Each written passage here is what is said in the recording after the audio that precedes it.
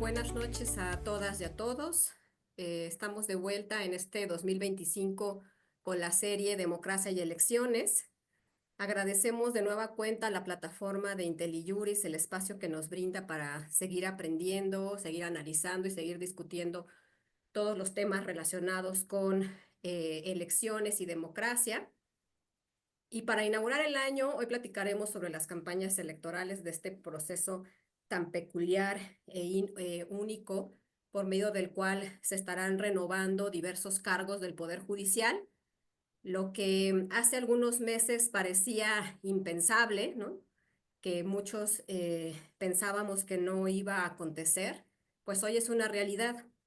Así que con independencia de nuestra opinión sobre lo positivo o negativo de esta elección, hoy es un hecho que va a haber un proceso electoral para elegir estos cargos judiciales, y creo que como expertos en la materia y como la ciudadanía en general, tenemos que estar atentos y dando seguimiento puntual a todas estas etapas del proceso. Y bueno, para poner un poquito en contexto al auditorio, quisiera nada más recordar que el 15 de septiembre de 2024 es cuando se aprobó o se publicó en el Diario Oficial de la Federación el decreto por el que se prevén las modificaciones a diversas áreas y a diversos puntos del Poder Judicial Federal, entre las cuales se destaca la elección de sus integrantes por voto directo o voto popular. Y el 23 de septiembre de 2024, justo el Consejo General del Instituto Nacional Electoral emite la declaratoria de inicio de este proceso electoral para el Poder Judicial Federal, en el que se elegirán diversos cargos, como son las y los ministros de la Suprema Corte de Justicia de la Nación, las magistraturas de la Sala Superior y de las salas regionales, algunas de ellas, las personas integrantes del Tribunal de Disciplina Judicial, que va a ser el órgano a cargo de la revisión de la conducta de los jueces y juezas, magistradas y magistrados, así como algunas de las magistraturas de circuito y personas juzgadoras de distrito. Una vez que se ha declarado el inicio de este proceso electoral por el Instituto Nacional Electoral, se han realizado diferentes gestiones. El instituto ha estado realizando diferentes acciones para poder poner en marcha este nuevo proceso. Y entre ellas, por ejemplo, está lo que últimamente se ha aprobado en el Consejo General, es el diseño de cómo van a ser impresas las boletas en las cuales se va a elegir por todos estos cargos. Y bueno, pues para no restar más tiempo, hoy justo por eso tenemos a dos invitados que van a poder ayudarnos a analizar mejor estas temáticas, y para lo cual, para presentarlos, leeré de una forma muy breve su semblanza. Giovanni Hernández es licenciado en Derecho y especialista en Derecho Electoral por la UNAM, miembro titular de la Sociedad Mexicana de Estudios Electorales. Ha tenido varios cargos en el INE, en el IFE y en la Sala Superior del Tribunal Electoral del Poder Judicial de la Federación. Actualmente es asesor en el Consejo General del Instituto Nacional Electoral. Ha sido observador nacional, así como especialista en partidos y financiamiento en la misión de observación electoral de la OEA en Perú. Es colaborador de artículos de opinión en el periódico El Universal, en la revista Voz y Voto, así como en diversos medios digitales como La Silla Rota y Borde Político. Alfredo Cristalinas es contador público y maestro en auditoría por la Universidad Nacional Autónoma de México, donde también es catedrático del grado de maestría. Estudia el doctorado en Administración Pública en el Instituto Nacional de Administración Pública, con una experiencia de 30 años en la auditoría. Se ha desempeñado en el ámbito gubernamental, académico y sector independiente, teniendo una destacada labor como consejero en entidades del sector público. Actualmente preside el Comité de Honor y Ética del Colegio Nacional de Consejeros Profesionales Independientes de Empresa, AC. Bienvenidos a ambos, gracias por su tiempo para esta charla. Y bueno, pues quisiera comenzar a platicar con Giovanni, ya que como tenemos muchas dudas sobre este proceso electoral y no quisiera bombardearte de información o de preguntas, pero pues sí quisiera aprovechar tu presencia y tu experiencia en este tema para que a lo mejor iniciemos simplemente explicando en qué parte del proceso electoral nos encontramos actualmente y qué es lo que ha hecho el INE hasta este momento respecto de esta elección, un poquito como para introducir y marcar la situación en general, pero también ya para abocarnos a nuestro tema en particular, que nos hablaras un poco sobre qué se vislumbra con las campañas en esta elección judicial, es decir, para qué van a servir, cuál es su finalidad, qué pueden decir los candidatos y candidatas a jueces en este periodo, en qué medios de comunicación se puede difundir su publicidad, si es verdad que les van a dar acceso a radio y televisión, o cómo en general se va a garantizar que la ciudadanía obtenga esta información relacionada con las candidaturas de esta elección. Adelante, Giovanni, gracias. Claro, con gusto, Nadia. Antes que nada, quisiera agradecerles la oportunidad de platicar con ustedes, con todas las personas que nos acompañan. Pues para mí es un gusto poder platicarles un poco de qué estamos viviendo dentro del Consejo General, qué es lo que está pasando, en qué escenarios nos encontramos y sobre todo que estamos ante una elección atípica. Entonces eh, hay muchas frases que se pueden acoger en este proceso electoral. En el pasado se decía mucho que íbamos a golpe de sentencia y ahora puedo decir que estamos a golpe de lineamientos y de acuerdos, porque como bien sabemos tenemos una reforma novedosa. Estamos frente a un proceso electoral pues, completamente nuevo en muchas aristas, que yo creo que me gustaría empezar haciendo esta acotación, Nadia, Alfredo, todos los que nos acompañan. Yo creo que podemos quitarnos este estigma de que estamos frente a una elección a la que estamos acostumbrados o que las y los mexicanos nos vamos a poder encontrar en un escenario muy parecido al que tuvimos en junio pasado. Yo creo que estamos hablando de un proceso donde vamos a renovar, donde no vamos a renovar, donde vamos a elegir por primera vez a las personas juzgadoras y estamos frente a un escenario completamente nuevo. Estamos frente a una serie de acuerdos, de sentencias, de impugnaciones que son completamente nuevos. O sea, yo me atrevería a decir que en este escenario en el que nos encontramos, para ir aterrizando un poco a las preguntas que nos decías, estamos ante una elección nueva. Una elección que por primera vez los mexicanos no veremos el acompañamiento de los partidos políticos. Eso para empezar es nuevo. O sea, no hay un partido político atrás de las personas candidatas, no lo vamos a encontrar. No encontramos ese apoyo, ese respaldo que normalmente se tiene. Y yo creo principalmente que el principal problema que tenemos en esta elección es que toda la legislación se construyó pensando en una lógica de partidos políticos. Y justo es lo que no tenemos, partidos políticos. Y más adelante les voy a dar unos ejemplos de cómo tenemos estos casos, ¿no? ¿En dónde nos encontramos, Nadia? Eh, la reforma se publicó el 15 de septiembre. El Consejo General del INE tiene por mandato de la reforma haber iniciado el proceso una semana después de que se publica la reforma. El 23 de septiembre se inició el proceso, una declaratoria de inicio de proceso. Se comenzaron con los trabajos y automáticamente comenzaron las impugnaciones, los juicios de amparo. Hoy tenemos 798 juicios de amparos que se han presentado y alrededor de 600 juicios de protección de los derechos políticos electorales de la ciudadanía, 600 JDCs. Y hablamos de 5 acciones de inconstitucionalidad que se presentaron. Entonces tenemos algo inédito frente a una reforma constitucional, la cantidad de amparos, de acciones de inconstitucionalidad, de juicios de protección. Entonces tenemos toda una esfera, un marco, que con estas impugnaciones nos suspendieron el proceso 2 meses. El 23 de septiembre tuvimos el inicio del proceso y no fue hasta que la Sala Superior se pronunció y mandató que se continuara con los trabajos el 20 de noviembre, que se continuó otra vez y se procedió a la instalación de la comisión temporal, se procedió a la aprobación del plan y calendario de la comisión temporal de seguimiento. Entonces tuvimos una serie de actos que básicamente tenemos una elección con retraso de 2 meses, pese a la premura de la publicación.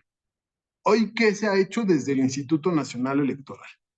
Yo creo que para quien nos acompañe y les gusta la materia electoral y la conocen, saben que una de las primeras acciones que debemos tener es un marco geográfico. Cómo van a votar, cómo vale el voto, la distribución. Y en esta ocasión tenemos circuitos judiciales. No podemos agarrar la misma geografía electoral que se tuvo en junio pasado. Se tuvo que hacer un nuevo marco geográfico con una nueva figura de distritación que es el Distrito Judicial Electoral, que prácticamente son 32, salvo 7 casos en los que agarra un pedacito de otro estado, ¿no? Te puedo poner un ejemplo: Baja California toma un pedazo de Sonora, hay 7 municipios que no colindan en Veracruz, que no colindan en Tabasco, que son de Veracruz. O sea, casos atípicos con estas pequeñas situaciones. A partir de eso se detonaron muchas situaciones. Estrategia de capacitación. Ahorita, de las 6 elecciones federales que vamos a tener, ya se aprobaron 4 diseños de boletas, ya tenemos estimado cuántas casillas puede haber, ¿no? Estamos hablando de 73,850 casillas que se aprobaron bajo la estrategia de capacitación y asistencia electoral. Ya se escuchó mucho en medios que hace un par de semanas se reunieron los miembros del Consejo General con la presidenta Sheinbaum para ver si podía haber una ampliación del presupuesto.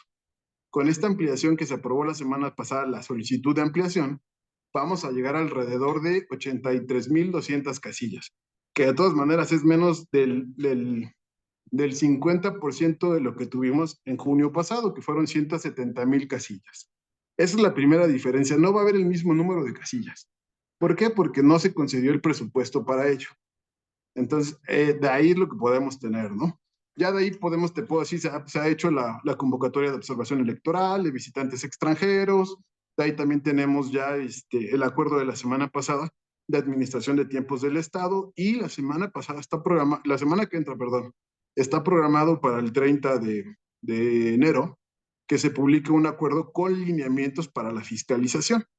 Que si quieres más adelante podemos empezar a hablar de esos temas, ya aprovechando la expertise de Alfredo, de los topes que se establecen de todas las situaciones. Me quiero detener un poco al tema que nos habla el día de hoy, Nadia: campañas electorales. Particularmente yo soy en el entendido que la legislación, cuando se empezó el poder reformador a pensar en la elección del Poder Judicial, estaba entendida para la Suprema Corte de Justicia de la Nación. Conforme se fue avanzando la discusión, se fue pasando al Tribunal Electoral, la creación de un tribunal de disciplina, y dinamitamos tribunales colegiados de circuito, jueces de distrito. Como la reforma se empezó a trabajar específicamente para la Suprema Corte de Justicia, se quedó en ese esquema y ya no se aterrizaron todos los temas a las atipicidades que tiene cada uno de estos cargos. Las campañas vamos a tener 60 días y no hay precampañas. Justo el día de mañana se va a aprobar un catálogo de infracciones para personas aspirantes a una candidatura. Es decir, las campañas van a iniciar el 30 de marzo. El 30 de marzo tenemos campañas. El Senado de la República tiene la obligación de remitir los listados de candidaturas el 12 de febrero.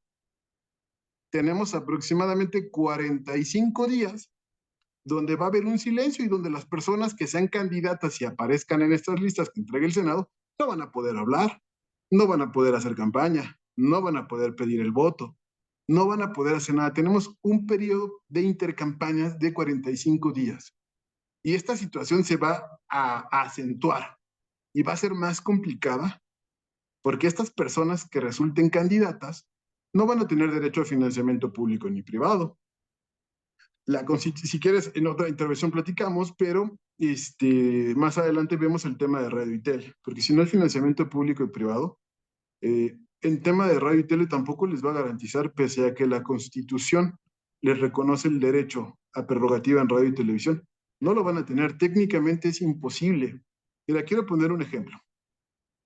Según los cálculos estimados, vamos a tener 5,382 candidaturas. Conforme van a decir, oye, Giovanni, ¿por qué no cuadra?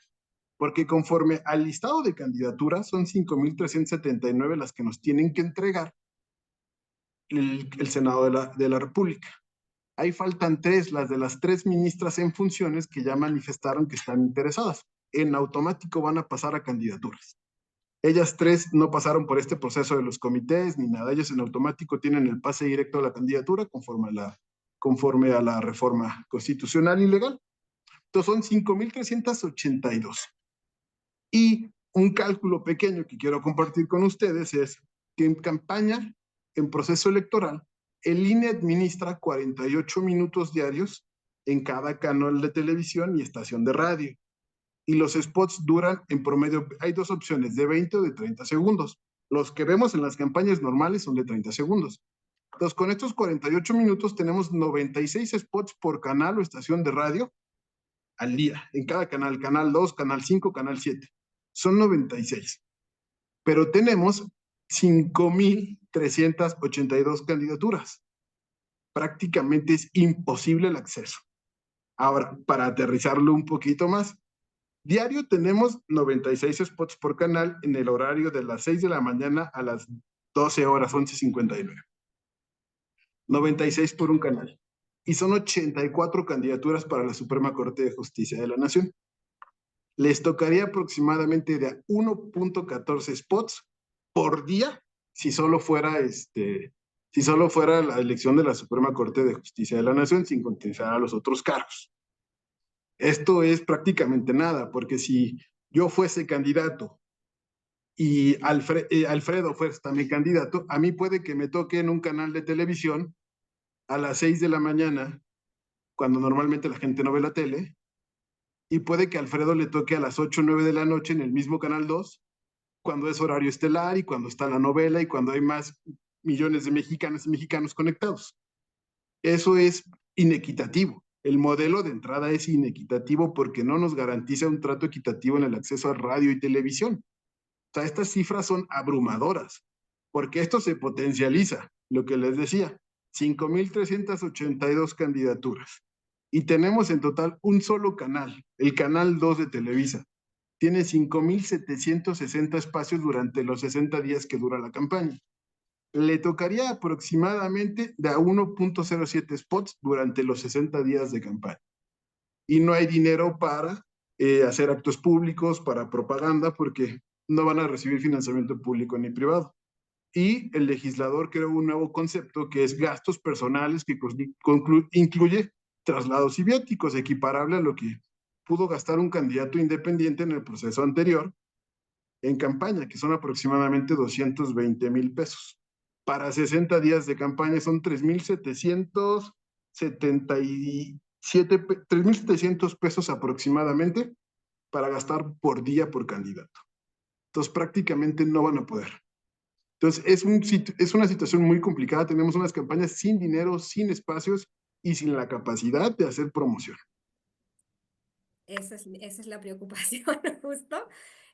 Como bien dices, y lo entiendo perfectamente que no es lo mismo repartir los tiempos en radio y televisión entre 9, 11 partidos, que es lo que generalmente se hace, ¿no? En el esquema de radio y tele, ahora entre 5,382 candidaturas. Pero eso es justo la preocupación que se tiene, ¿no? Y por eso quisiera también platicar con Alfredo, porque ¿cómo se hace entonces, ¿no? Para, si no tienen en teoría recursos públicos, si no tienen recursos privados, ¿no? Ya nos adelantó Giovanni un poco y esto es alguna muy buena noticia que en próximos días se va a estar aprobando los lineamientos para ver cómo se va a hacer la fiscalización, pero el tema es, pues simplemente, ¿de dónde van a salir los recursos? O sea, digo, quienes hemos estado en campañas, ¿no? Hemos estado participando en las campañas del Poder Ejecutivo y Legislativo, se sabe perfectamente que no hay campaña sin dinero, ¿no? No, ¿cómo va a ser posible que se cumplan los objetivos de hacer del conocimiento de la ciudadanía, pues, mi perfil, ¿no? Mi trayectoria como juez o jueza o aspirante a juez o jueza, y cómo voy a solventar esos 60 días en los que pues tengo que hacerme del conocimiento de la ciudadanía, ¿no? Entonces, Alfredo, pues la verdad es que de nuevo, atendiendo a tu experticia, a tu tiempo, el tiempo que estuviste pues viendo los temas de fiscalización en el Instituto Nacional Electoral, como ahora los comentaba Giovanni, ¿no? Entiendo que las obligaciones de fiscalización empiezan cuando inicia las campañas. Tenemos un esquema diferente al ordinario. Pero, por ejemplo, ¿qué pasa ahorita con los gastos que están teniendo ya algunos aspirantes o a los cargos en redes sociales con pago de pauta? ¿Qué vislumbras tú que deben tener estos lineamientos para poder pues seguir cubriendo el objetivo que tiene la fiscalización, ¿no? Aunque estamos en un esquema distinto, es blindar que estas elecciones pues puedan tener acceso personas que puedan después tener una injerencia en estos cargos de elección popular. Adelante, Alfredo, gracias. Gracias, Nadia. Gracias por la confianza y por la invitación. Y voy a iniciar retomando esto último que mencionó Giovanni, que en próximos días va a haber ya líneas más claras en materia de fiscalización, pero una elección no deja de ser una elección. Es una elección distinta, sin duda, y yo puedo afirmar desde este momento que vamos a tener la elección posible, no la elección deseable. Ya mencionó con mucha claridad Giovanni cuáles han sido los límites, por un lado, con motivo del recorte presupuestal, que es la no instalación de las más de 170,000 casillas que se instalaron en la elección anterior y que la propia reforma mandataba instalar, pero materialmente es imposible llevar a cabo este mandato por la simple y sencilla razón de escasez. No hay el suficiente recurso. Y por el otro lado, me preocupa sobremanera que están transcurriendo los plazos y que no haya claridad en los temas de fiscalización. Y creo que estamos en un orden un poco extraño, diría, por el hecho de que las personas juzgadoras que están en este momento aspirando a tener una candidatura, lo van a hacer sobre la base de que van a impartir justicia y que se tienen que apegar a la ley. No estamos, como dijo Giovanni, muy seguros de que el legislador, el poder reformador, como él le llamó, y como se llama, por cierto, haya pensado en una elección de esta naturaleza. Tomó simple y sencillamente la base de una elección ordinaria como las que hemos venido teniendo en las elecciones federales para la renovación de las cámaras y para la elección del titular del Ejecutivo, y simple y sencillamente tomó una figura que por ahí nació también un poco accidentada, que es la del candidato independiente, y quieren trasladarlo hacia las candidaturas de las personas que aspiran a una candidatura del Poder Judicial. De entrada, no debería de haber lineamientos que regularan de ninguna forma los aspirantes a candidaturas, porque no existe periodo de precampaña. Es decir, no deberían tomarse tiempo para estar estableciendo eso, y simple y sencillamente aquellas personas que están invirtiendo recursos en pauta para redes sociales o que están pagando espacios en noticias para entrevistas, pues simple y sencillamente no tendrían cabida en una candidatura por este simple hecho. Es decir, creo que es un desgaste en el Consejo General por las afirmaciones que se llegan a hacer ahí, sobre todo entre consejeros, de que ya existen personas que están llevando a cabo acciones, tomando ventaja, que por cierto, pues no es propio de alguien que desea competir para ser una persona juzgadora, en donde va a tener en sus manos la administración de la justicia, estar pensando que puede tomar ventaja, fíjense lo que estamos diciendo, en un periodo que está anulado de entrada por la ley. Y por el otro lado, nuevamente la elección posible, ¿no? Fíjense nada más qué curioso. Independientemente de lo que vaya a venir en días próximos en materia de fiscalización, tenemos que se le ocurrió al legislador tomar el tope de gastos de campaña de una situación que es inversa al gasto, que es el límite de financiamiento privado de una persona de candidatura común. Y ya mencionaba, perdóneme, de candidatura independiente, ya mencionaba Giovanni, el monto son un poco más de 220,000 pesos, ¿sí?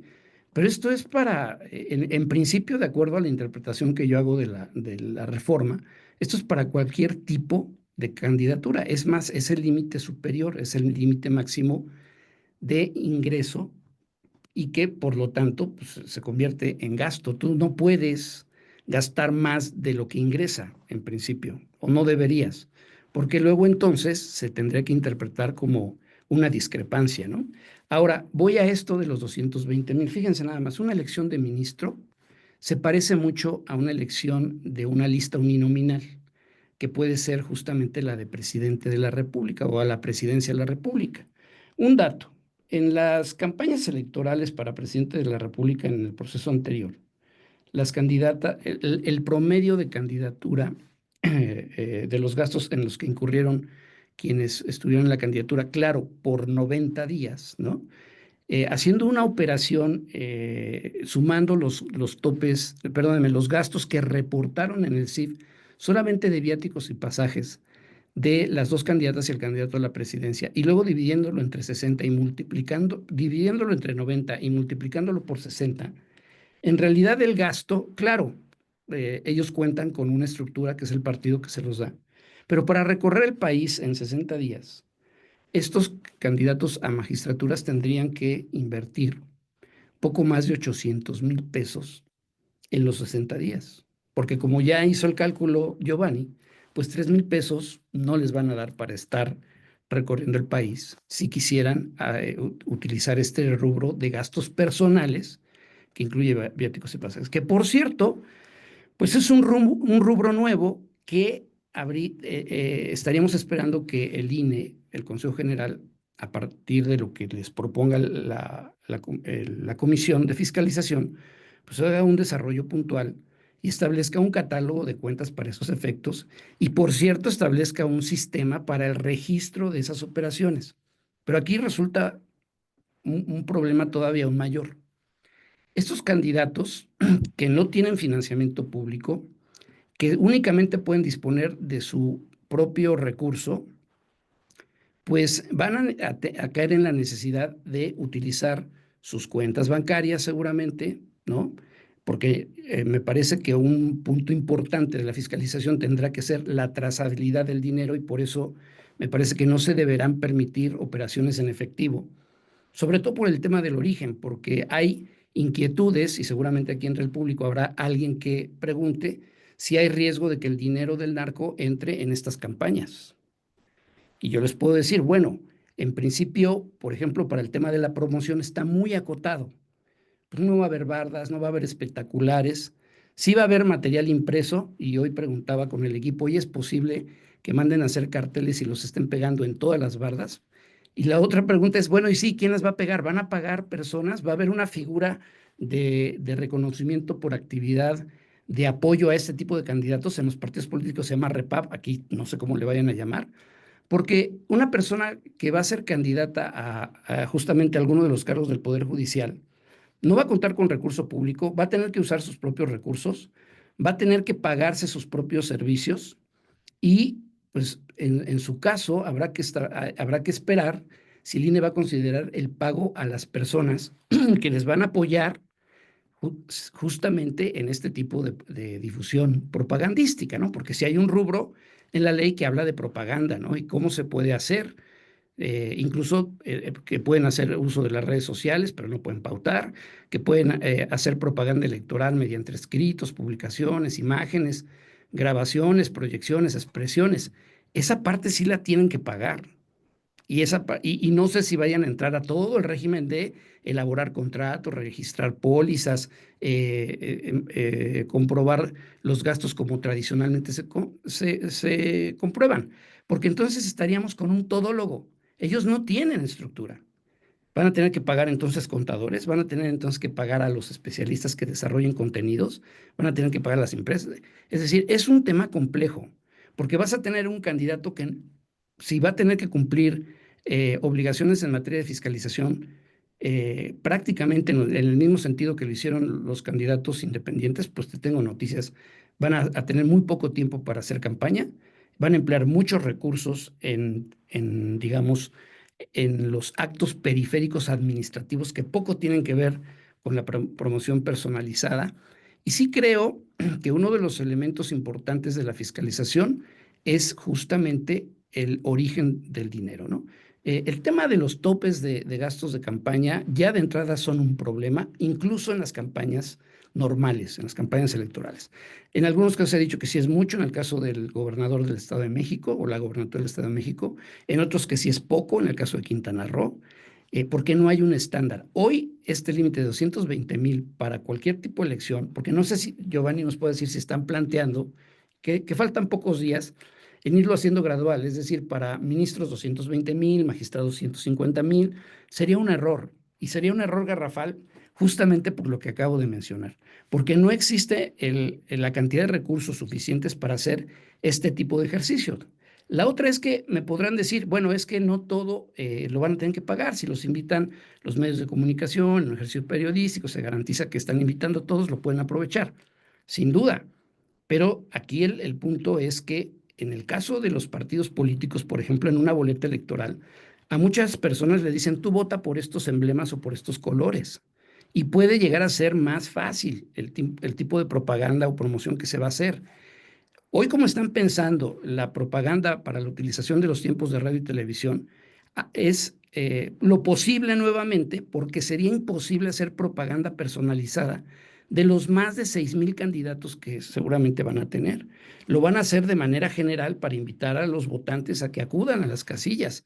Pero el gran problema es que no va a haber una propaganda personalizada en donde le den, ¿cuánto tiempo le tomaría al INE de estos 60 días estar pasando y cuántas veces pasaría el spot de una persona candidata a alguno de los cargos del Poder Judicial? Muy poquito, ¿no? Y realmente los costos de producción serían elevadísimos, ¿no? Hacer una promoción personalizada en ese sentido, pues incluso es absurdo. El punto importante, insisto, en el asunto de la fiscalización está en principio en el trazo del dinero o del origen, como siempre lo ha sido, ante la sospecha de ingreso del dinero del narco a este tipo de campañas. Y segundo, el asunto de los límites de financiamiento, que en este caso es una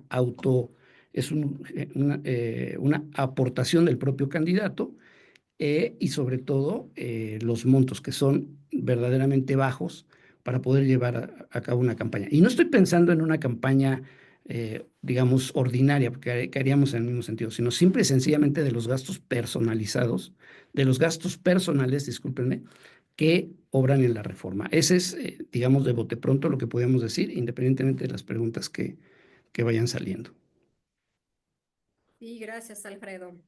Bueno, pues es que en realidad pensar que para poder ser candidato o candidato a llevar una elección, una campaña para un cargo al Poder Judicial, tengo que poner de mi dinero 220,000 pesos, ¿no? Para ver si es que llego o no llego a ese cargo.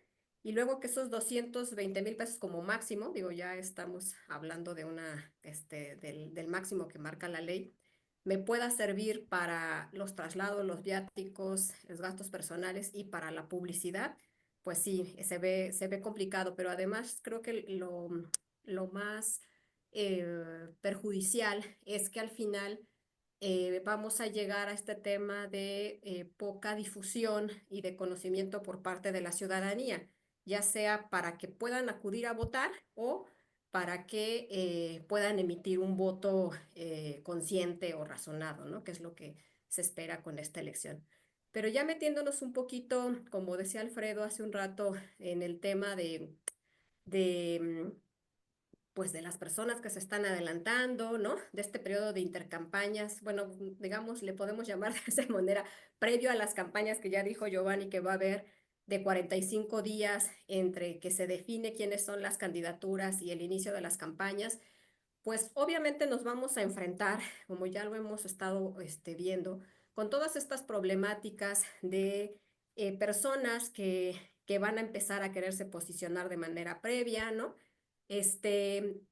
Justo también dijiste hace un momento que se estaba previendo ya unos lineamientos que se van a aprobar, creo que el día de mañana, donde se establece cómo en línea o qué autoridades son las que son competentes para atender este caso de denuncias, ¿no? O sea, que como ya se hizo por ahí de manera pública recientemente, ya se presentó una primera queja en contra de algunas aspirantes, quienes se tenía la duda quién es la autoridad competente, quién es la que va a actuar, va a actuar a través de un procedimiento como lo conocemos, especial sancionador, va a haber medidas cautelares, de qué manera se van a atender estos casos de inconformidad, Giovanni, en el Instituto Nacional Electoral en cuanto a la elección en general. Gracias, Nadia. Sí, es algo complejo. Mañana, efectivamente, la semana pasada pasó por comisión, no es cierto, fue el lunes de esta semana que pasó por la Comisión de Quejas y Denuncias, catálogo de infracciones. Entonces ya viene quiénes son sujetos que pueden cometer alguna infracción, ya viene la competencia por territorio, la competencia por materia, quiénes estarían conociendo. Son reglas que se basan en el actual reglamento de quejas y denuncias y en el capítulo que tiene la LGP para ello, ¿no? O sea, estamos hablando que la UTSE conocerá, o la Unidad Técnica de lo Contencioso Electoral, conocerá conductas de radio y tele, que no va a haber radio y tele, por cierto. Conocerá competencias de violencia política, que también puede pasar violencia política en estas campañas. Y para todo lo demás, como lo dice la LGP, lo estará en los órganos desconcentrados. Pues digo, yo particularmente no concuerdo con esa idea, porque al no tener espacio en radio y televisión y el acuerdo que se aprobó dice que los tiempos del instituto, los 48 minutos, se utilizará para, no lo dice así, pero lo da a entender, para la educación de la ciudadanía. O sea, hoy muchos de nuestros familiares, yo me atrevo a decir mamá, mis tías, personas de mi casa cercana a mí, no conocen la diferencia entre un ministro, un magistrado, un juez. Habría que explicar y hacer la mayor promoción a poder decirle a la ciudadanía, oye, la Corte es ministro y tiene esta competencia nacional o más o menos, ¿no? Poder explicar.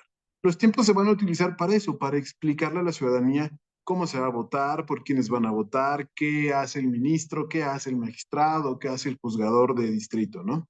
Esto es lo que vamos a tener y si yo estoy interesado en conocer a nadie, candidata, me voy a meter a una página del instituto a conocer el spot, la propuesta y el sistema que se ha aplicado desde hace varios procesos electorales, que es el Conóceles, donde va a venir una trayectoria curricular, una fotografía y sobre todo algo que se está innovando para este proceso es cuál es su visión del poder judicial, de la justicia, qué es lo que piensan, a qué aspiran. O sea, es una serie de preguntas que van a poder ahí.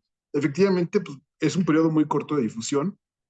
Yo quería hacer ahí una comparación ahorita que nos decía Alfredo y nos hablaba de lo que pasaba en los procesos anteriores. Eh, este proceso que acabamos de vivir fue muy atípico. En junio tuvimos los procesos políticos internos de los partidos políticos. Ellos empezaron en junio de 2023. Procesos políticos internos, tuvimos procesos internos de los partidos políticos, tuvimos precampañas, tuvimos campañas. Hablamos de alrededor de un año de exposición de las personas que fueron candidatas. Un año. Por lo menos 2 de los 3 tuvieron un año de exposición. Aquí tenemos 60 días para una persona que quiera recorrer el país. Esto está pues, completamente fuera de lugar, ¿no? Entonces, yo soy de la idea que los candidatos van a tener que empezar a hacer promoción en redes sociales, plataformas digitales, y el problema de ello es que también se pauta. También esa pauta tiene un costo. Una de las cosas que nos decían y se plantea mucho en la discusión es, como estamos pensando en un modelo de partidos políticos, como nos decías, bueno, en el modelo de partidos políticos, el candidato presidencial o cualquiera de los candidatos tiene representantes de casilla. Esos representantes de casilla sí generan un costo. Y si vamos a tener 83,000 casillas, un aspirante a ministro de la Corte debe tener un representante por lo menos en cada una de las casillas seccionales. Entonces, y si le pagas $1, ya gastaste 83,000 pesos por cada uno de los candidatos de los 220,000 que tuvieras, por ejemplo, ¿no? O para subir, una de las posibilidades que se hacía en el acuerdo de radio y tele era, ¿quieres hacer un spot? Perfecto. Pero para subirlo a los canales 2, 3, 4, 5, los que conocemos, tiene que tener ciertas condiciones técnicas, tiene que pasar por un dictamen de materiales, cumple con la edad, cumple con el tamaño, cumple con la imagen, cumple con el sonido, está en tal versión. No es un spot que vayamos a poder grabar con un celular. Un video de celular no se puede pasar como un spot de radio y televisión. Tiene que cumplir ciertas características. Los partidos contratan casas productoras para la realización de spots. Eso es un gasto que aquí no vamos a poder tener, que nos va a sobrellevar. Entonces, en esta parte sí ya hay conductas que se van a regular. Lamentablemente tenemos una diferencia abismal entre lo que pasa Poder Ejecutivo y Legislativo contra el Judicial y vamos a estar a prueba y error. Creo que esto va a ser un ensayo para lo que nos espera en 2027. Y por último, un dato que quería compartir con ustedes. Al día hoy es 23, 22. Al día 20 teníamos 18 entidades que habían dado aviso al instituto de que iban a llevar procesos electorales judiciales en sus entidades. 18 han dado el aviso, de los cuales uno lo manda a 2027, 17 los mandan en 2025. Entonces, a todo eso hay que sumarle las elecciones locales de Poder Judicial, las federales y en el caso de Durango y Veracruz, que van a elegir personas integrantes de los ayuntamientos. Esto va a ser una cosa muy, muy complicada. Veracruz y Durango van a tener dos tipos de casillas. Veracruz y Durango van a tener las casillas seccionales para Poder Judicial y la gente va a tener que ir a otra casilla a votar por los integrantes de ayuntamiento. No, pues esa visión no la tenía yo en el radar, me complica más las cosas y me deja en una situación de más preocupación porque pues entonces también va a tener el Instituto Nacional Electoral que fiscalizar las elecciones judiciales locales de 16 entidades federativas, ¿no? Ahí si me permites, Nadia, hay un tema muy interesante en fiscalización. 3 entidades Ujú. reformaron la Constitución para decir que la fiscalización la van a hacer desde la entidad Mm. cuando es una clara invasión a la esfera de competencias del 41 constitucional del INE. Sí, pues bueno, como todo se hizo de manera fast track, pues la verdad es que este tema tampoco no se meditó, yo creo que lo suficiente. Pero bueno, viene a complicar más el panorama del Instituto, ¿no? Nacional Electoral y de este tema de fiscalización. Yo quisiera ya, para cerrar un poco con Alfredo, ¿no? Me surgió ahorita un poco la duda a partir de lo que ustedes están comentando. O sea, nuestro sistema de financiamiento en las elecciones del Poder Ejecutivo y Legislativo tenía como finalidad o tiene como finalidad garantizar condiciones de equidad para los contendientes a estos cargos de elección popular, ¿no? En este caso, en elección del Poder Judicial, pues vamos a tener que cada candidato o candidata se va a financiar con sus propios recursos. Y entonces, pues desde ahí ya estamos partiendo de una situación inequitativa entre las diferentes aspirantes, ¿no? También, pues tenemos que hay algunos de estos aspirantes que tienen un cargo público actualmente y entonces puede haber uso de recursos públicos o de esos espacios públicos a los que tienen acceso para poder seguir promocionando su candidatura, ¿no?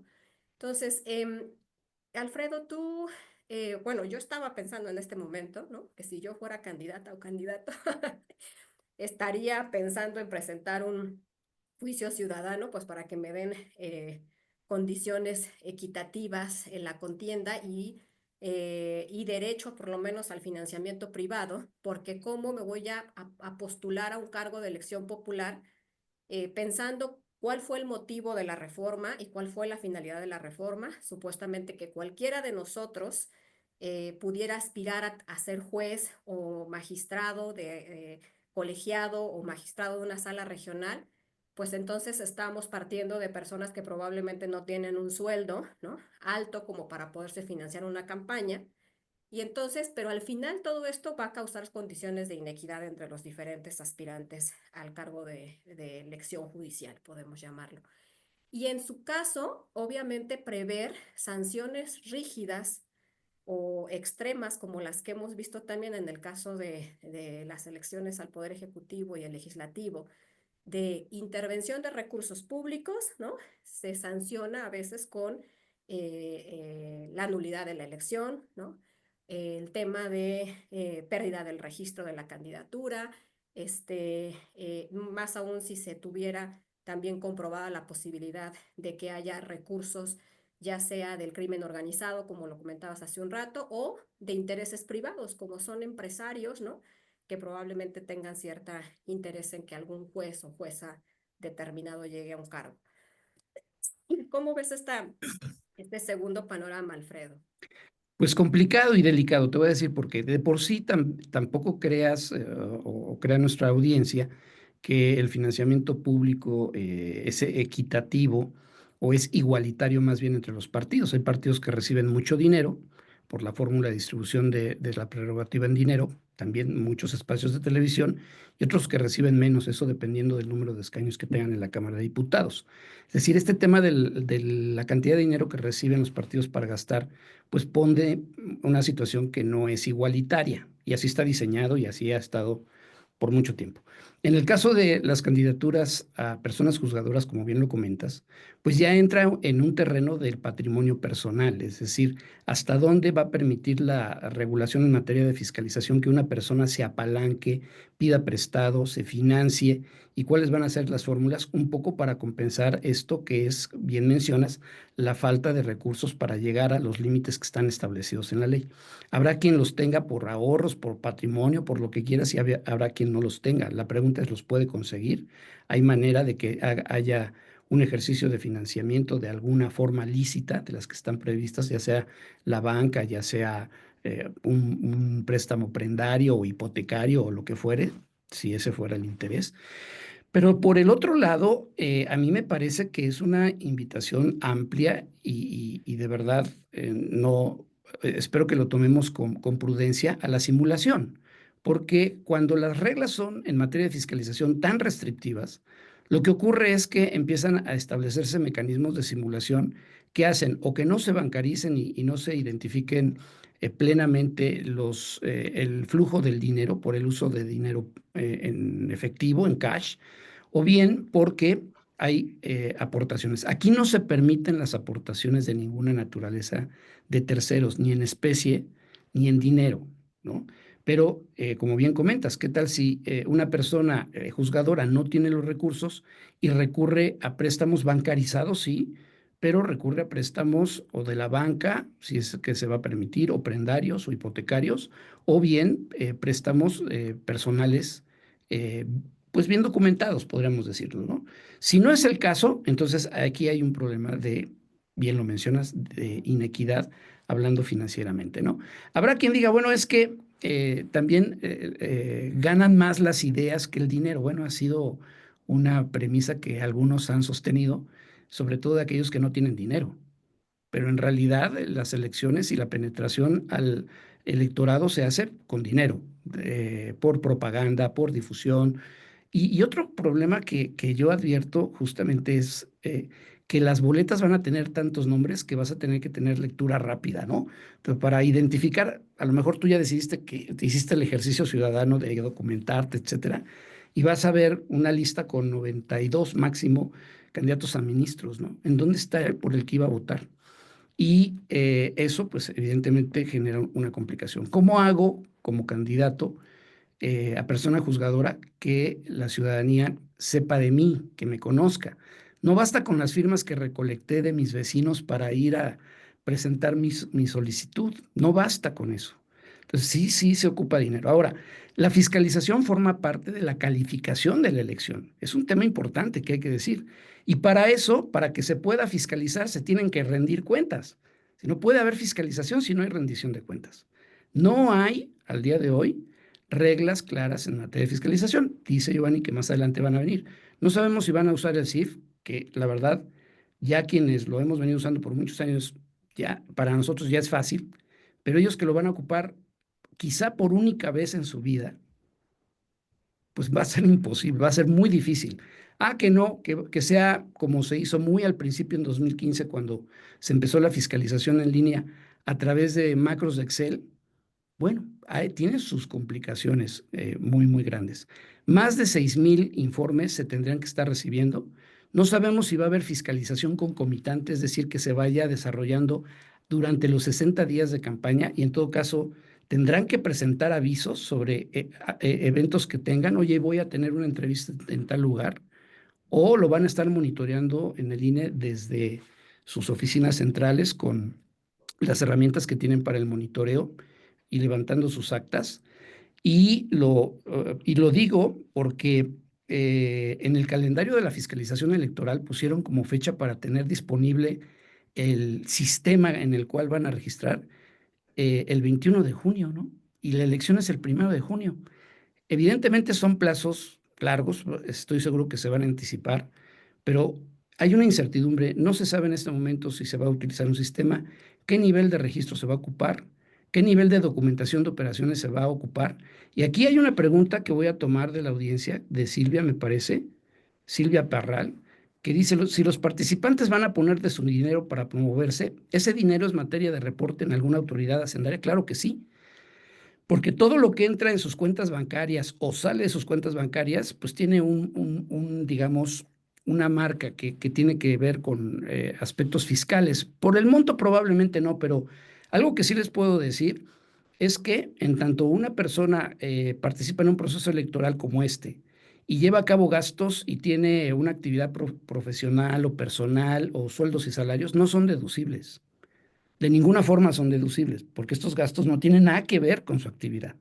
Es un evento extraordinario y no hubo reforma al Código Fiscal de la Federación, ni a las leyes de renta ni de IVA sobre la posibilidad de no acumular, primero, de deducir gastos en esta materia o de no acumular ingresos para la financiación de sus campañas.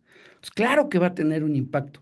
Si no cae en un esquema, digamos, de discrepancia fiscal o uno de tantos programas que tiene el Servicio de Administración Tributaria en esta materia, pues no va a pasar nada, ¿no? Pero, pues evidentemente sí tiene una afectación fiscal, Silvia Parral y toda nuestra audiencia. Y regreso que el tema de la fiscalización sí entra en la calificación de la elección porque el artículo 41 establece cuáles son las causales de nulidad. Y en materia de fiscalización es, uno, que se exceda el gasto de campaña en un 5% del monto total autorizado, que son los 220,326 pesos. Nuevamente este tema del 5%. También siempre y cuando esto tenga determinancia. No sé por qué insisten en eso, pero bueno, es como ponerte muy estricto y luego ya no tan estricto, ¿no? Otro, como causal de nulidad, es que se compre o adquiera cobertura informativa, ¿sí? O tiempos de radio y televisión. Y ojo que aquí hay una importante diferencia. O sea, no son nada más los tiempos de radio y televisión en donde tú mandas un mensaje, sino la cobertura informativa, que muchas veces se han prestado actos de simulación en donde vemos a los candidatos en varios programas de radio, de televisión, como si fuera una cobertura informativa, donde les preguntan lo mismo en una clara conducta de simulación para abordar estos espacios, haciéndose propaganda y haciéndolos pasar como cobertura informativa. Pero aquí fueron muy claros y dijeron, si no puedes comprar o adquirir cobertura informativa ni tiempos de radio y televisión. Yo le decía hoy más temprano al equipo que esto de comprar o adquirir nos da la posibilidad de que yo le diga, pues demuéstrame que hay un contrato, demuéstrame que hay un pago. Lo que debió haber dicho en este caso es no utilizar cobertura informativa en medios noticiosos ni tampoco en radio y televisión, si lo quisieran verdaderamente prohibir. Y otra causal de nulidad es justamente lo que decías, Nadia, recibir o utilizar recursos de procedencia ilícita o recursos públicos en las campañas. Por eso es bien importante que en este caso no se admitan aportaciones en especie ni en dinero y que todo se bancarice. Con los partidos políticos es un poco complicado porque se mueven con grupos de trabajo, etcétera, aportaciones en dinero, aportaciones en especie que están permitidas, pero que complican la trazabilidad a la hora de fiscalizar los recursos. Si aquí estamos hablando de individuos, que son los que van, sobre los cuales va a transitar todo el rigor de la fiscalización, si le quieren llamar así, tendría que ser absolutamente bancarizado. No podría no serlo. Y yo sé, van a decir, no, pero es que van a ir a una comunidad donde con dificultad hay luz, menos hay banca electrónica. Bueno, acuérdense que empezar a hacer una excepción es hacer todas las excepciones.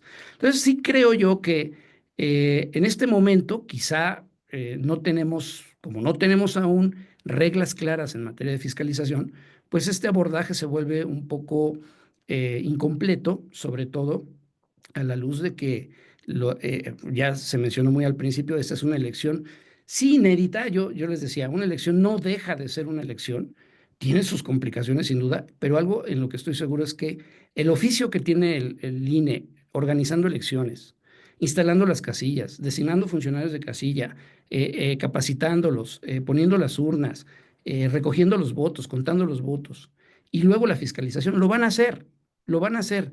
¿Qué tan efectivo va a ser? Depende mucho de las reglas. Me preocupa sobremanera que estén regulando cosas que no deberían de regular. No debería haber una regulación en materia de gastos, por ejemplo, previos a la campaña, porque no hay campañas. Lo que debería de haber es una imposibilidad legal de ser candidato si tuviste actos anticipados de campaña. Debería de ser así. ¿Por qué? Porque no existe. Porque si empiezas a establecer ciertas regulaciones, por ejemplo, ahorita con las quejas que decía, más de 600 quejas, si tuvieran que ver con temas de actos anticipados, pues estas personas no merecen ser candidatos, punto, ¿no? Pero bueno, es evidentemente prematuro hasta no tener las reglas aprobadas y bueno, tratar de ver cómo se sortea este asunto de la rendición de cuentas.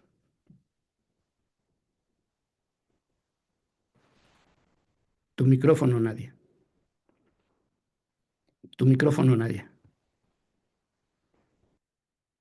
Estaba yo muy emocionada ya hablando y no me escuchaba. Gracias. Ya para cerrar el webinario, quisiera hacerles algunas preguntas para concluir. También si ustedes quieren hacer un comentario final. Este, primero, Giovanni, me veo aquí a Felipe Ochoa, que nos pregunta cuál es el universo de personas que se espera que voten en la elección. Sin duda, hay que tener un mínimo de conocimiento para poder entender por quién votar.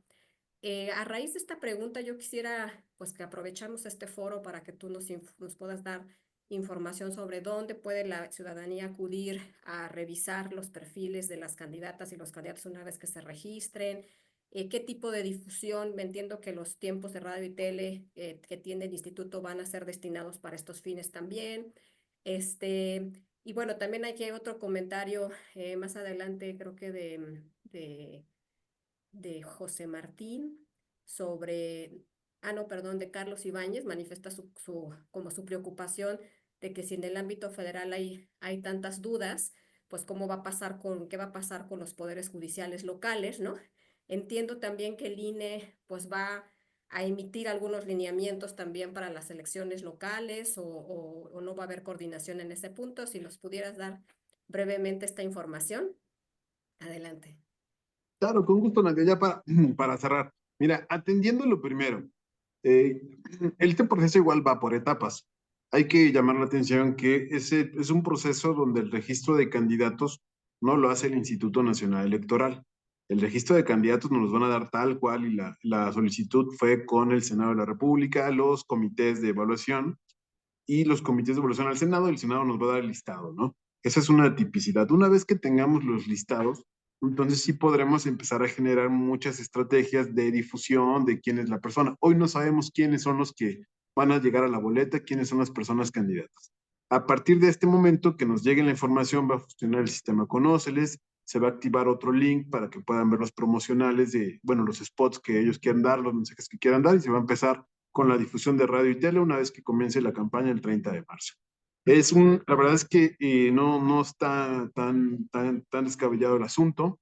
En materia de radio y tele, el acuerdo que se aprobó y ya el reglamento de radio y televisión prevé la opción que si el partido político quiere donar tiempo, simplemente no pauta, no da un spot, el INE lo toma y lo tomará para Poder Judicial para difundirlo. También una de las cosas que han dicho las propias consejeras y consejeros es que desde el Ejecutivo Federal está planteando la posibilidad de que los partidos, reunirse con los partidos del Ejecutivo para pedir que se dan sus espacios de manera voluntaria, digamos, ¿no? Hay que ver cómo prospera ello. Pero sí, sin duda es una labor muy importante. Lo otro que nos preguntaban, ¿qué va a pasar con las elecciones locales? Pues mira, la verdad es que estamos haciendo ya un análisis de lo que se está regulando allá. Les compartía que ya hay, por ejemplo, tres entidades que decidieron que iban a tomar la fiscalización pasando por encima del 41 constitucional, pero así también hay otras cosas que se pueden ser más sencillas. En el caso, mira, de Coahuila, ellos plantean que la elección sea por planillas, no vamos por candidatura, o sea, va a haber una planilla, hasta dos planillas por cada uno de los poderes y van a poder decidir votar por planilla como si fuera lista cerrada tal cual, vas a decidir, ¿no? Van a ser muchos modelos. Aquí nos acogemos mucho al federalismo electoral, a los diseños, y se van a recopilar experiencias de qué funciona y qué no funciona, y sin duda podemos trabajar. Va a haber algunas directrices que va a dar el instituto, sí, algunas directrices de cómo tiene que funcionar, ¿no? Nos vamos a los convenios de colaboración, nos vamos a todo lo que se tiene que hacer, convenios que se firman, y de ahí podemos tratar. Ya para manera de ir cerrando, había un aspecto que me llamó mucho la atención y lo acaba de comentar Alfredo, me gustaría cerrar con este comentario. A diferencia de lo que pasa en la elección del poder ejecutivo y legislativo, hablando de radio y televisión, se prohíbe la contratación y adquisición de tiempos en radio y televisión, y en el poder judicial solamente se prohíbe la contratación. La adquisición no quedó ni en la Constitución ni en la legislación. Entonces vamos a ver muchas figuras de adquisición. Estoy seguro de ello. Se mandata un monitoreo de los espacios noticiosos. Tampoco hay muchos recursos para hacer el monitoreo como el que se hizo el proceso pasado. Hay que dejarlo muy en claro, ¿no? Se está apostando mucho la difusión de estos debates de que puedan hacer desde plataformas digitales, desde internet, desde los propios medios de comunicación. Es una gran apuesta, habrá que ver. Eso no configuraría también ahí una posible, ¿no? Pero ahí sí dejar de hacer la acotación que mientras en unos se permite una cosa en una elección poder ejecutivo y legislativo, en poder judicial no pasa, pensando en las similitudes que hizo el legislador con ello. Y ya por último, hay que tener muy en claro que dice una de las preguntas, con esta quería cerrar, tener muy en claro cuál es el porcentaje de votación que se está pensando. Sin duda es una elección que por todo lo que ha pasado llama la atención, pero no para salir a votar, sino por el contrario, muchas personas que conocemos, cualquiera de los que estamos en este webinar, conocemos quien te va a decir que no participa, que muchas cuestiones, ¿no? Mira, lo que estamos pensando que podría suceder es que pase como en uno de los mecanismos de democracia directa, como fue la revocación de mandato o como fue la consulta popular. En revocación de mandato tuvimos alrededor del 17% de la ciudadanía que votó. Con la consulta popular fue el 10-12%. Entonces, no cálculos que se han hecho así sin una base cierta, estamos pensando que pudiese ser como un mecanismo de democracia directo que ande por ahí entre el 15-20%. Yo, por último, quisiera cerrar agradeciendo a nadie este espacio. Para mí ha sido muy útil. La verdad es que es poco compartir lo que se está viviendo y la poca difusión que puede tener afuera realmente lo que es la organización y lo que implica. Y agradecer espacios como este que van a ser vitales en los próximos meses para dar a conocer la elección del Poder Judicial, de qué se trata, de qué va, y sobre todo más adelante sería padrísimo poder ver. Ahí te dejo la invitación a ti y a Rosa María. Ya hay modelos de boletas aprobadas que pudieran compartir en su espacio cómo va a ser la lógica para votar, porque es una lógica no tradicional y son boletas completamente diferentes las que se están aprobando. Muchas gracias. Claro que sí, Giovanni, gracias a ti. Justo esta es la finalidad de estos webinarios. Digo, como lo dije al inicio, la elección ya está, o sea, nos guste o no nos guste, y ahora lo que hay que estar haciendo como ciudadanía es informarnos, ¿no? Em, a partir de, bueno, quisiera más, aquí hay una duda que nos están planteando de si al igual que los cargos de diputaciones y de, bueno, legislativo y ejecutivo, los jueces, los ministros tendrían que separarse de sus funciones con anticipación al inicio de las campañas, como pasa con los cargos de elección popular. Ahí me permitiré dar mi opinión. La verdad es que pues sabemos que no está contemplado nada expresamente, pero mi lógica sería que sí, puesto que justo se permitió la doble estar en ejercicio del cargo solo a ciertos cargos, que son los cargos de reelección. En el caso a veces de las diputaciones en algunos estados y en otros no. Entonces, si en este caso no se contempla, ¿no?, la posibilidad de que puedan continuar en el ejercicio de su encargo y a la vez hacer campaña, pues yo creo que lo ideal es que se separen de ese cargo mientras dure la época de campaña, ¿no? Que también es un tema importante e interesante el que plantearon aquí en el chat. Y a partir, me quedé con la duda, Alfredo, a ver, de esto que dijo Silvia Parral, porque la verdad a mí también me saltó cuando lo leí, porque uno siendo, ¿no?, servidor público o persona con actividad empresarial o persona asalariada, pues tú tienes que justificar, ¿no?, en qué utilizas tener un gasto de 220,000 pesos sin poder facturarlo, pues sería un desperdicio, ¿no? Porque además de que si no gano la elección, además no puedo fiscalmente, que me pueda servir como beneficio. Pero a partir de esta pregunta que hizo Silvia, quisiera también preguntarte ¿qué podría suceder En caso de que el instituto se viera desbordado con todas estas informes de todas las elecciones, tanto federales como locales, que se pudiera actuar conforme al sistema que tiene el SAT, es decir, hacer una fiscalización únicamente a partir de lo que se establece en el informe, porque probablemente no se van a poder hacer todas las cosas que se hace con las elecciones ordinarias, ¿no? El monitoreo de medios, el cruce con los proveedores, podría hacerse a partir de los informes la fiscalización y luego auditar con posterioridad, o no sería una salida viable para estos casos. Lo voy a abordar desde dos puntos de vista. Primero, el fiscal, que ya mencionaste. Si yo soy una persona asalariada, yo únicamente puedo deducir gastos de primas de seguros, gastos médicos, y por ahí gastos funerarios, ¿no? Entonces, definitivamente ninguno de los gastos que se van a involucrar en la campaña reúne estos requisitos. Si yo soy una persona con actividad empresarial, profesional, por ser persona física, pues únicamente los que tengan que ver con mi giro, con mi actividad preponderante. Y no es una actividad preponderante andar de candidato para tener una posición en el Poder Judicial. Como esto no se modificó en el Código Fiscal, pues evidentemente eso va sobre afectaciones del patrimonio y sí va a mover tu situación fiscal. Y evidentemente que sí van a tener que facturar, porque si no, entonces ahí hay un hueco en la fiscalización.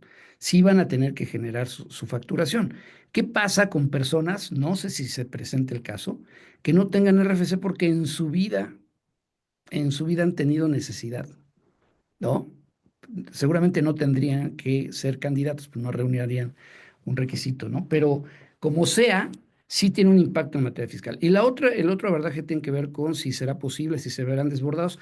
El INE ya demostró que cuando le recortaron los tiempos para la fiscalización y se volvió en tiempo real, respondió satisfactoriamente y te puedo decir que en estos ya casi 10 años de que se inició la fiscalización en línea y en tiempo real, se ha avanzado muchísimo, tienen áreas de riesgo que hacen cruces con información de terceros, es decir, no solamente se cree lo que se viene en los informes antes de los partidos políticos y candidatos independientes, hoy de las personas que vayan a aspirar a un cargo, bueno, no aspirantes, sino candidatos, porque, insisto, la fiscalización no tendría por qué estar fiscalizando aspirantes, pues simple y sencillamente porque no existe esa figura y no debería de permitirse. Lamento mucho que estén pensando en regularla, pero lo que sí te puedo decir es que igual tienen el reto del tiempo, tienen el reto del volumen, sin duda, pero estoy convencido de que dependiendo del diseño de registro, que tendría que ser algo muy simplificado, estoy convencido de que lo podrán hacer. Sí tienen que acudir, como lo hacen año con año, porque todos los años hay elecciones, con la unidad de inteligencia financiera, van a tener que, en su caso, llevar a cabo procedimientos de auditoría de circularizar a proveedores y otros. Pero yo estoy convencido que hablando del aspecto técnico, dependiendo de cómo se dé el régimen de rendición de cuentas, es decir, los formatos o el mecanismo o el sistema, lo podrán hacer. La fiscalización concluye ya en Consejo General a más tardar el 31 de julio.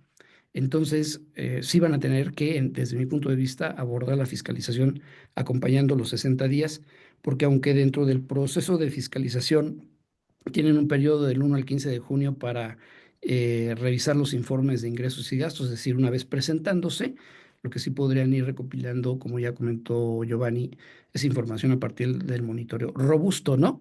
Tendrán que hacerlo, porque si no, pues no pueden iniciar el 1 de junio, el día de la elección, fecha en que, por cierto, tendrán que estar presentando los informes ese domingo, a más tardar, y fiscalizarlos en 15 días, de tal suerte que lo tendrán que hacer de manera concomitante. Y yo ya me despediría, primero agradeciendo nuevamente la confianza. Creo que habrá necesidad de hacer otro webinar en el mismo sentido una vez que estén las reglas más claras y sobre todo hacer una invitación al INE para que no sobreregule, porque la sobreregulación ha demostrado ser un fracaso. La simulación de operaciones, yo coincido con Javier Suárez en el sentido de que en el caso de los partidos se han tenido y se han evidenciado casos de simulación en materia de fiscalización, en materia de designación de candidaturas, que como también dijo Giovanni en esta ocasión, no fue ese el tema del INE, los candidatos ya vienen de otras fuentes, pero la sobreregulación no le hace bien a nadie. ¿no? Y si estamos en este régimen de desconfianza es porque así lo hemos venido concibiendo. No encuentro en este momento un ejemplo en donde se haya establecido un mecanismo de promoción al cumplimiento voluntario, sino en realidad, y sobre todo en materia de fiscalización, es profundamente inquisitivo y hay que tener cuidado de no sobreregular esta materia. Bueno, pues muchas gracias a ambos de nueva cuenta. Gracias al auditorio que nos siguió. Sé que se quedaron algunas preguntas por ahí todavía en el chat, pero el tiempo nos ganó.